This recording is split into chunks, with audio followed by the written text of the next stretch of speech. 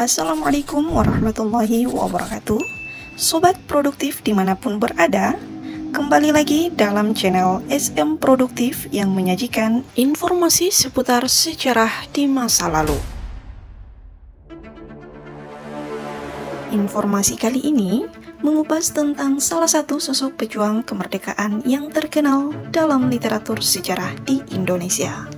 Salah satu tokoh yang terkenal dari daerah timur Indonesia, tepatnya di Provinsi Maluku Utara, yakni Raja Sultan Babullah dari Kerajaan Ternate.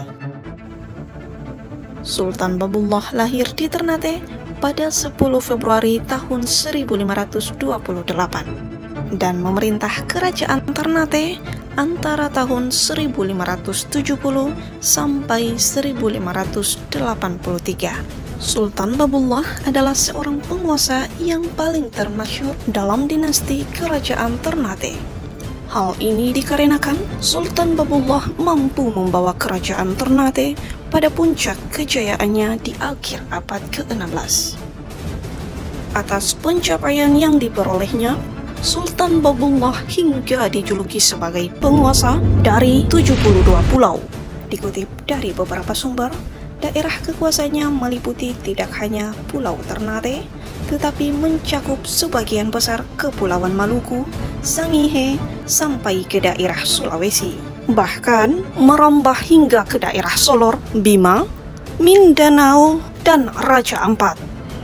Wilayah Kerajaan Ternate dapat terlihat dari peta yang bercorak hijau pekat. Bahkan, salah satu dari wilayah Kerajaan Ternate merupakan bagian dari kenegaraan Filipina, yakni Pulau Mindanao. Keberhasilan Sultan Babullah tidak hanya sampai di situ. Di dalam bidang ekonomi, Sultan Babullah juga mengadakan upaya dalam bidang perniagaan lewat jalur perdagangan bebas hingga berdampak pada kemajuan jaringan niaga Asia.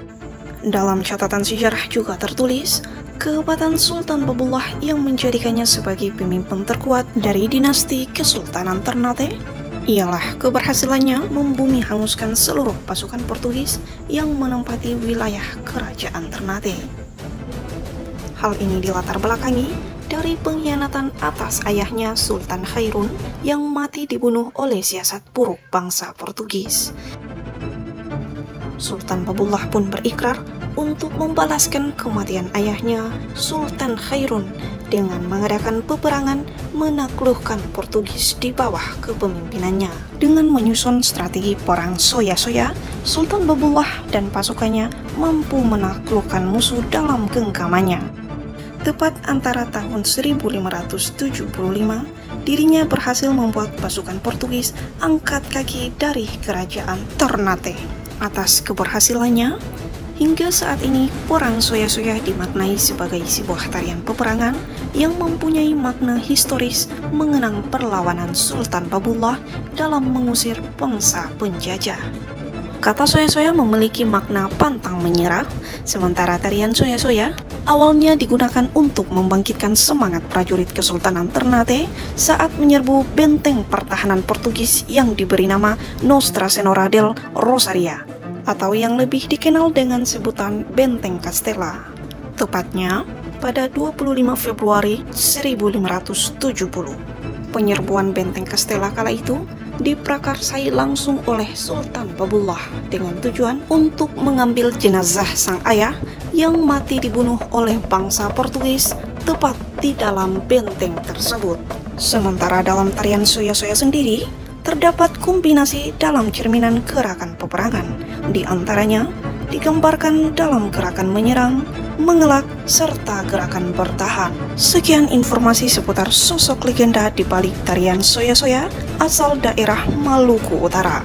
Dan jangan lupa ikuti terus channel SM Produktif untuk mendapatkan informasi seputar perkembangan budaya dan sejarah di masa lalu. Semoga bisa menambah informasi dan menginspirasi untuk sobat produktif.